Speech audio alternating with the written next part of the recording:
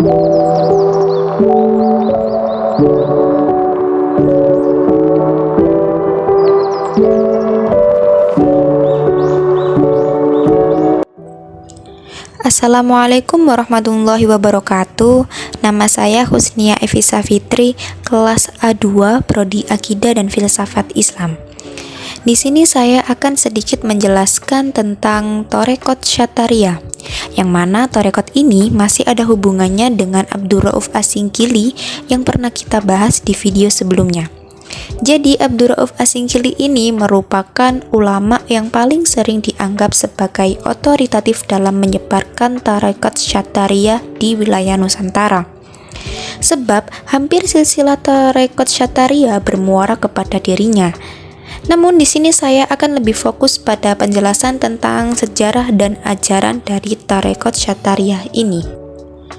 Pertama di sini saya akan menjelaskan tentang sejarah awal tarekat Syatariah. Tarekat Syatariah muncul pertama kali di India pada sekitar abad ke-15. Nama Syatariah dinisbahkan kepada Abdullah Asy-Syattari yang merupakan anak dari Syekh Hasamud al-Din, salah satu keturunan Syekh Shihab al-Din Umar al-Suhrawardi. Torekot Syatariah pernah menduduki posisi penting karena torekot ini merupakan salah satu torekot yang besar pengaruhnya di dunia Islam, termasuk di Indonesia. Kiai Nasihul Umam merupakan mursyid Torekot Syatariah di pesantren Buntet, Cirebon, bahkan mengatakan torekot ini pertama kali diajukan oleh Abu Yazid al-Bustami, sehingga namanya Torekot al-Bustamiyah. Kemudian diadopsi, diwariskan kepada murid-muridnya sehingga disebut Torekot Izkiyah di wilayah Iran. Kemudian datanglah Abdullah Asy-Syattar dan para santri lebih suka menyebutnya Torekot Syatariah.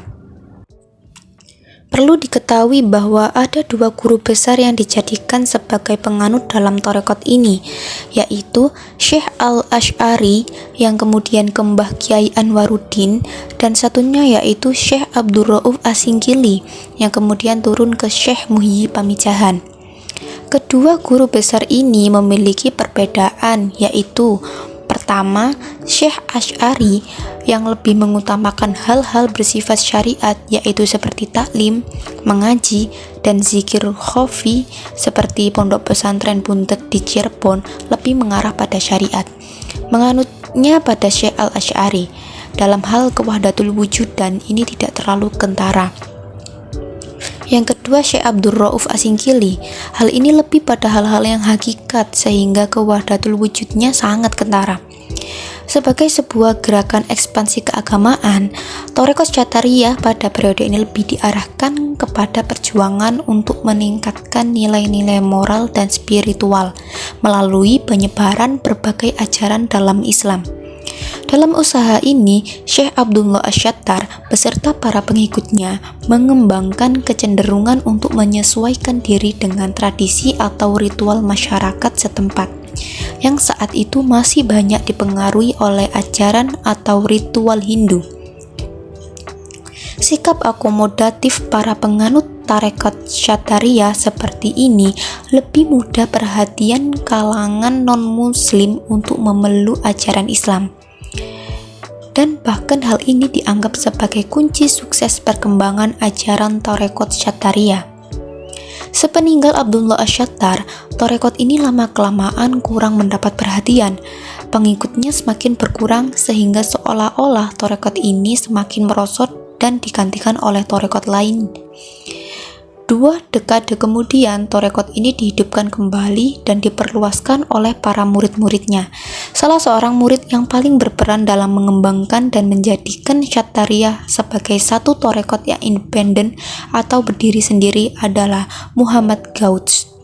Ia berhasil memaparkan doktrin dan ajaran torekot Syatariah melalui berbagai karangannya, yaitu seperti Jawahir, Al-Hamsah, Kilid Mahzan, Damair, Basyair, dan Kanz al-Tauhid.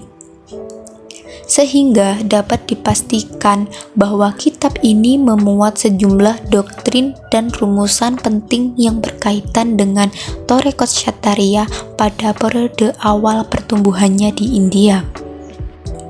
Selanjutnya kita akan membahas tentang ajaran-ajaran Tarekat Syatariah. Ajaran yang terdapat dalam Tarekat Syatariah adalah menganut paham wahdatul wujud, di mana paham ini memiliki kesamaan dengan paham tasawuf Ibnu Arabi. Wahdatul wujud terdiri dua kata, wahdah dan wujud. Wahdah mempunyai arti tunggal dan wujud artinya ada. Dengan demikian, wahdatul wujud berarti kesatuan wujud. Dari pengertian di atas, kata wahdah sebagai kesatuan antara materi dan roh, hakikat dan bentuk, lahir dan batin, Allah dan alam, maka dari pengertian itulah bahwa manusia dan alam adalah satu kesatuan. Dengan kata lain, segala macam benda-benda dan makhluk yang ada di alam ini merupakan manifestasi daripada Tuhan. Tuhan yang dimaksud di sini ialah bukan dalam arti esensi atau zat, akan tetapi sifat-sifatnya yang indah. Wahdatul wujud atau wujudiyah adalah milik paham dari Ibnu Arabi dan ajaran insan kamil milik Al-Jili, dengan basis teori tanazzul dan tajalli. Teori-teori produk dua tokoh ini semakin kuat pengaruhnya karena ditopang juga oleh Muhammad Fadlullah Al-Burhanpuri yang merupakan tokoh tasawuf kelahiran India. Ia juga mempunyai pengaruh yang tidak kalah pentingnya dibanding Ibnu Arabi dan Al-Jili bagi sufi-sufi Indonesia.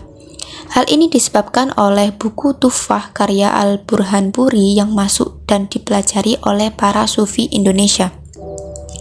Kemudian, konsep wahdatul wujud karya Ibnu Arabi dan insan kamil karya Al-Jili berpadu dengan Tuhfah milik Al-Burhanpuri sehingga melahirkan teori martabat 7, yaitu martabat ahadiyah, wahdah, wahidiyah, alam arwah, alam misal, alam ajam, dan martabat manusia.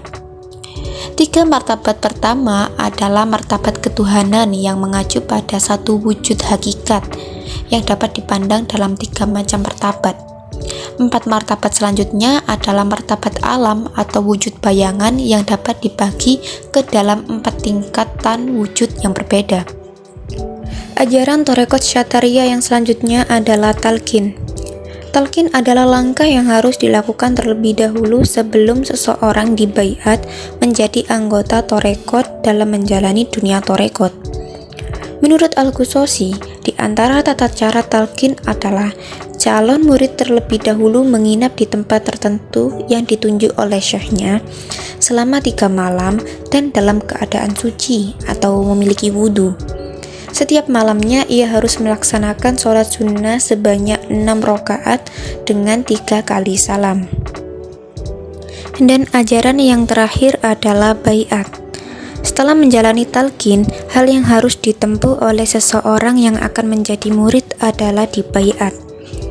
Secara hakiki, baiat menurut Al-Qusosi merupakan ungkapan kesetiaan dan penyerahan diri dari seorang murid secara khusus kepada syekhnya dan secara umum kepada lembaga tarekat yang dimasukinya. Sekian pembahasan materi pada video kali ini, kurang lebihnya mohon maaf. Wassalamualaikum warahmatullahi wabarakatuh.